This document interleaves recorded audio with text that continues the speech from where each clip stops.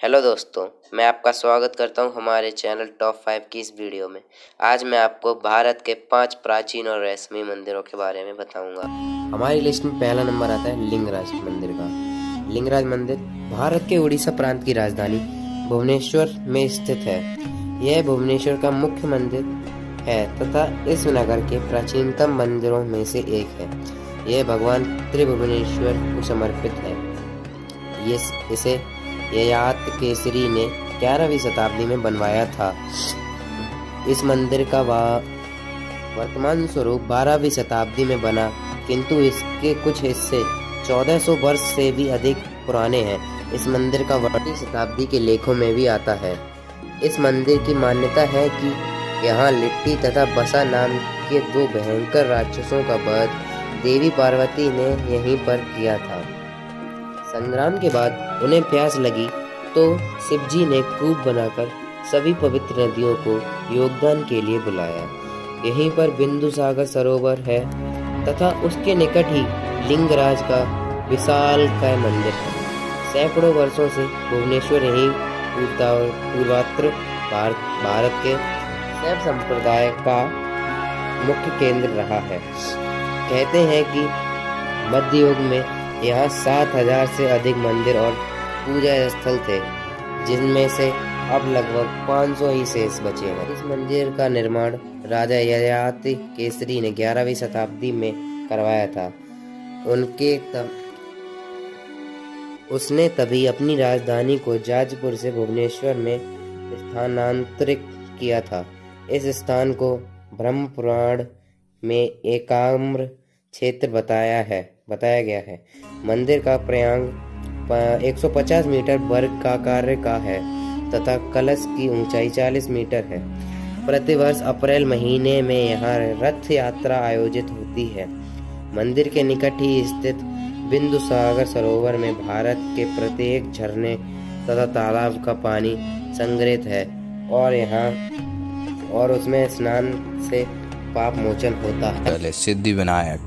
यह सिद्धिविनायक मंदिर गणेश जी का मंदिर है। यह मुंबई महाराष्ट्र में स्थित है। इसका निर्माण कुछ तथ्य के आधार पर 1612 संवत में हुआ। तब यह बहुत छोटा मंदिर था। इसी मान्यता के चलते यहाँ पर जितने भी भक्त आते हैं उनकी सभी मनोकामनाएं पूर्ण हो जाती थी। तभी 2 भक्तों ने 19 नवंबर 1801 में इसका क्षेत्रफल बढ़ाया और तब से यहाँ पर सिद्धिविनायक की पूजा बड़ी जोरों शोरों से चलने लगी और मंदिर के आसपास विभिन्न प्रकार की दुकानें लगीं। और समृद्धि की नगरी मुंबई में प्रभा देवी इलाके का सिद्धिविनायक सबसे अलग मंदिर है, क्योंकि यहाँ पर हिंदू धर्म के लोग भी नहीं बल्कि हर धर्म के लोग इस मंदिर में पूजा अर्चना करने के लिए यहाँ पर सिद्धिविनायक की पूजा करने के लिए बहुत सी भीड़ आती है। यहाँ मंदिर महाराष्ट्र के अष्टविनायकों में नहीं आता और ना ही सिद्धि टेक से इसका कोई संबंध है। फिर भी यहाँ पर गणपति की पूजा का विशेष महत्व है और महाराष्ट्र के अहमदनगर जिले के सिद्धि टेक के गणपति भी सिद्धिविनायक के नाम से जाने जाते हैं और उनकी गिनती अष्टविनायकों में की जाती है। महाराष्ट्र में ऐसे 8 गणेश मंदिर हैं और ऐतिहासिक और पौराणिक मंदिर हैं, इसलिए इन मंदिरों को अष्टविनायकों के नाम से प्रसिद्ध है। हमारी इस लिस्ट में तीसरे नंबर पर आती है गंगोत्री। गंगोत्री मंदिर उत्तराखंड राज्य में स्थित 4 धामों में से एक है। आज मैं आपको गंगोत्री धाम के इतिहास के बारे में जानकारी देने वाला हूँ। गंगोत्री मंदिर भारत के राज्य उत्तराखंड के उत्तरकाशी जिले से 100 किलोमीटर की दूरी पर स्थित। पौराणिक मान्यताओं के अनुसार धरती पर माँ गंगा का जिस स्थान पर अवतरण हुआ उसे गंगोत्री तीर्थ के नाम से जाना जाता है। गंगोत्री उत्तराखंड राज्य में स्थित गंगा नदी के उद्गम के रूप में माना जाता है। यह 4 धाम यात्रा का दूसरा पवित्र पड़ाव है, जो कि यमुनोत्री धाम के बाद आता है। गंगोत्री मंदिर हिंदुओं का एक पवित्र व तीर्थ स्थान है। गंगोत्री मंदिर 3100 मीटर यानी 10,200 फीट की ऊंचाई पर ग्रेट हिमालय रेंज पर स्थित है। गंगोत्री मंदिर भारत का सबसे प्रमुख मंदिर है। यह मंदिर भागीरथी नदी के तट पर स्थित है। गंगोत्री में गंगा का उद्गम स्रोत यहाँ से लगभग 24 किलोमीटर दूर गंगोत्री ग्लेशियर से 4225 मीटर की ऊंचाई पर होने का अनुमान है। गंगा का मंदिर तथा सूर्य, विष्णु और ब्रह्मकुंड आदि पवित्र स्थल यहीं पर है। गंगोत्री मान्यता की बात करें तो भगवान श्री रामचंद्र के पूर्वज रघुकुल के चक्रवर्ती राजा भागीरथ ने यहाँ एक पवित्र शिलाखंड पर बैठकर भगवान शंकर जी की प्रचंड तपस्या की। शंकर जी ने भागीरथ की प्रचंड तपस्या से प्रसन्न होकर उन्हें गंगा का एक कर दिया। गंगोत्री धाम के इतिहास के अनुसार देवी गंगा ने इस स्थान पर धरती का स्पर्श किया। गंगोत्री से 19 किलोमीटर दूर समुद्र तल के तकरीबन 3892 मीटर की ऊंचाई पर स्थित है गौमुख। यह गंगोत्री ग्लेशियर का महान तथा भागीरथी नदी का उद्गम स्थल है। कहते हैं कि यहाँ के बर्फीले पानी में स्नान करने से सभी पाप धुल जाते हैं। पवित्र शिलाखंड के पास ही 18वीं शताब्दी में गंगोत्री मंदिर का निर्माण किया गया। इस जगह पर शंकराचार्य ने देवी गंगा की मूर्ति स्थापित की थी। जहाँ इस मूर्ति की स्थापना हुई, वहाँ गंगोत्री मंदिर का निर्माण गोरखा कमांडर अमर सिंह थापा द्वारा 18वीं शताब्दी में किया गया। गंगोत्री धाम का इतिहास यह भी है कि जयपुर के राजा माधव सिंह द्वितीय ने 20वीं शताब्दी में मंदिर की मरम्मत करवाई और वातावरण समय में गंगोत्री पुनः निर्माण जयपुर घराने के राजा माधव सिंह के द्वारा 20वीं शताब्दी में ही हुआ था। शिवलिंग के रूप में एक नैसर्गिक चट्टान भागीरथी नदी में जलमग्न है। यह दृश्य अत्यधिक मनोहर और आकर्षक है। यह शिवलिंग हमेशा भागीरथी नदी में जलमग्न रहती है। नैसर्गिक चट्टान के दर्शन से देवी शक्ति की प्रत्यक्ष अनुभूति होती है। गंगोत्री मंदिर के समीप शाम होते ही जब गंगा नदी का स्तर कम हो जाता है, उस समय पवित्र शिवलिंग के दर्शन होते हैं, जो कि गंगोत्री में जलमग्न रहते हैं। गंगोत्री मंदिर की पौराणिक कथा के अनुसार भगवान शिवजी इस जगह में अपनी जटाओं को फैलाकर बैठे हुए हैं। उन्होंने माता गंगा को अपनी घुंघराली जटाओं में लपेट लिया।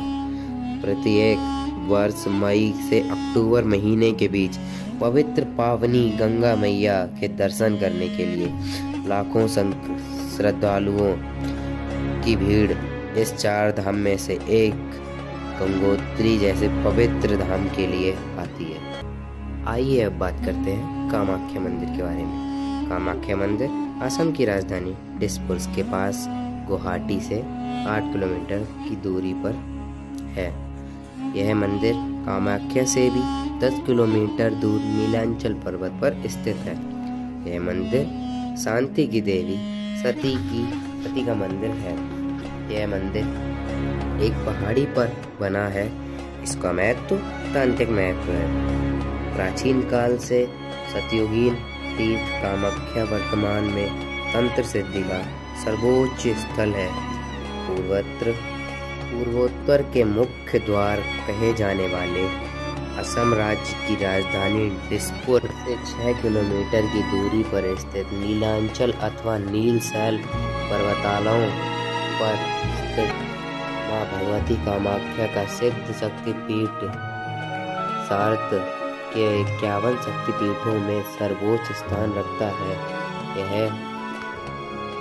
की महामुद्रा यही भगवती की महामुद्रा यानी योनि कुंड स्थित है।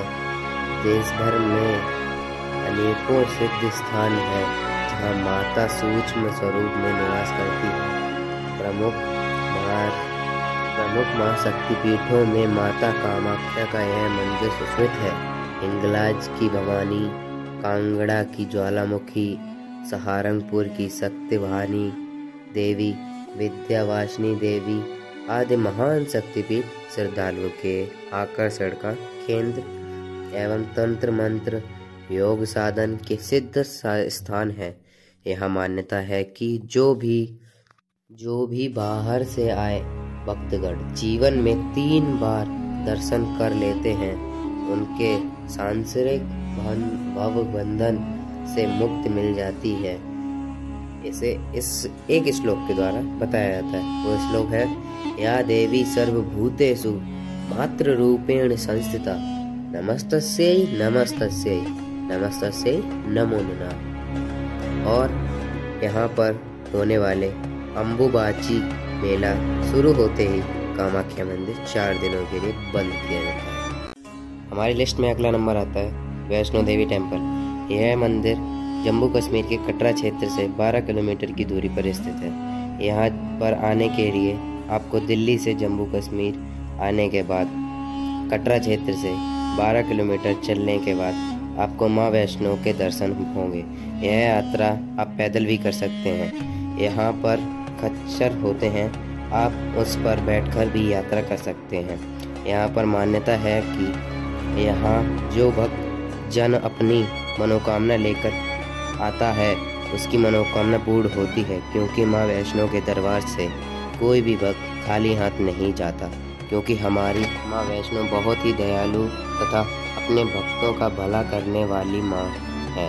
और यहाँ पर सभी भक्त जनों के आराम करने तथा खाने पीने की पूर्ण व्यवस्था है, क्योंकि माँ के दरबार के लिए कोई भी भक्त भूखा प्यासा ना रहे और अपनी मनोकामना पूर्ण करा कर जाए।